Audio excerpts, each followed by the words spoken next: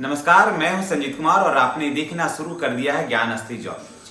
आज हम लड़कियों के लिए, महिलाओं के लिए एक बहुत अच्छी जानकारी लेकर के आए हैं। जी हाँ, जिसमें कि हर महिला को ये भरना चाहिए। जिनके पास इंटर का अगर योग्यता है तो उनको निश्चित रूप से इसको भरना चाहिए। ये एक ऐसा जॉब है जिसमें आप वेतन भी कम के साथ साथ आप ऊपरी इनकम भी आपके साथ है। जी हाँ, हम आपको दे रहे हैं, रेलवे में आया है एनटीपीसी के माध्यम से टीसी की बहाली का हम आपको दे रहे हैं बहुत ही बेहतरीन जानकारी। अगर आपके योग्यता और आपके विचार से या आप इसमें अगर जाना चाहते हैं तो निश्चित रूप से ये वीडियो आपके लिए बहुत ही ज्ञानवर्धक होने वाला है। तो चलिए शुरुआत करते हैं।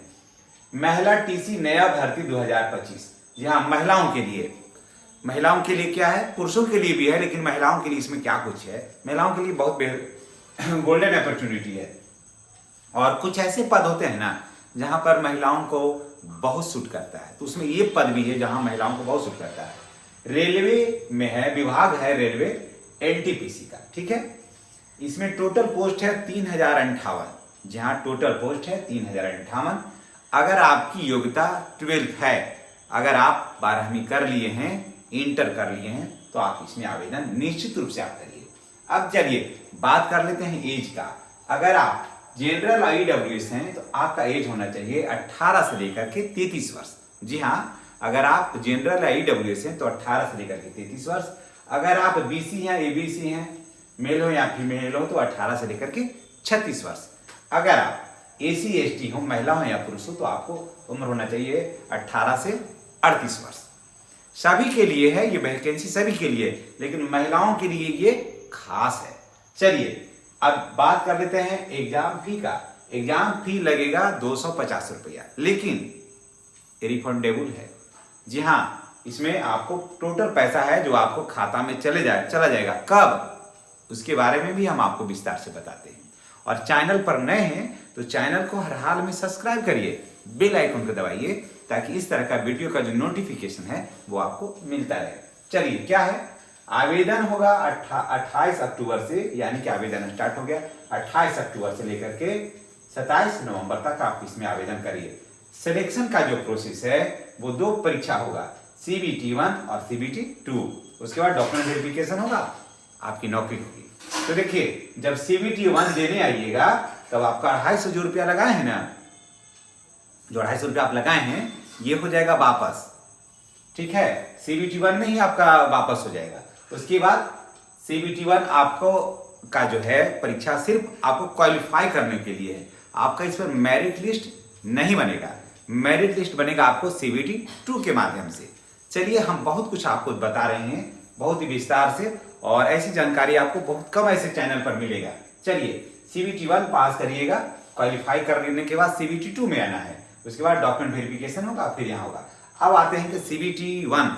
जी हाँ, CBT 1 में प्रश्न कितने होंगे, अंक कितने मिलेंगे, क्या होगा, तो मैं बता देता हूं कि CBT 1 में प्रश्न होंगे 100, मार्क्स भी होंगे 100, समय मिलेगा 90 मिनट, यानी कि प्रत्येक प्रश्न का 1 अंक आपको है इसमें, ठीक है। प्रत्येक प्रश्न का 1 अंक है। 90 मिनट में आपको 100 प्रश्न का हल आपको कर देना है। चलिए, उसके बाद ये, और याद रखिएगा, ये सिर्फ क्वालिफाई है।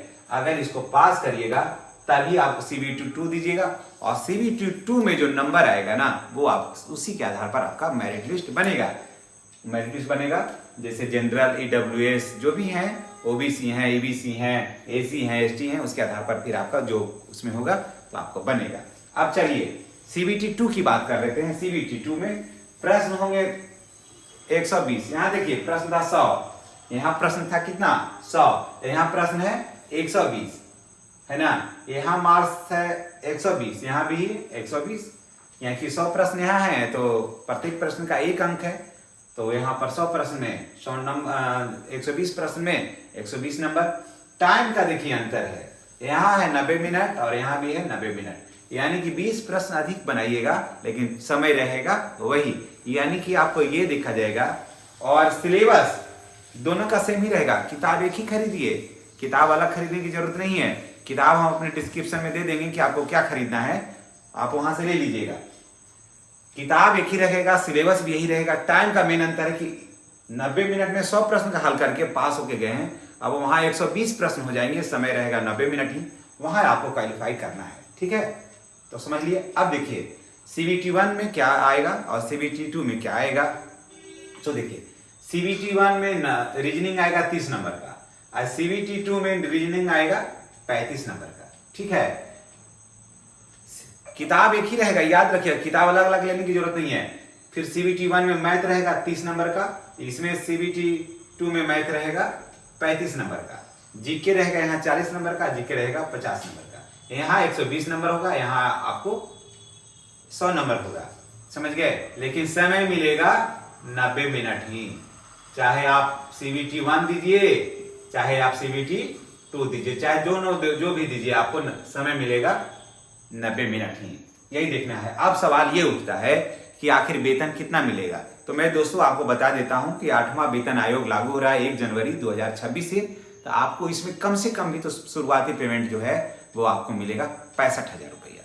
ठीक है, तो ये जानकारी आपको कैसी लगी है कमेंट करके बताइएगा। अगर आपको ये अच्छी लगी है तो लाइक करिएगा और चैनल पर नए हैं तो चैनल को सब्सक्राइब करिए, बेल आइकन को दबाइए ताकि इस तरह का वीडियो का जो नोटिफिकेशन है वो आपको मिलता रहे। धन्यवाद।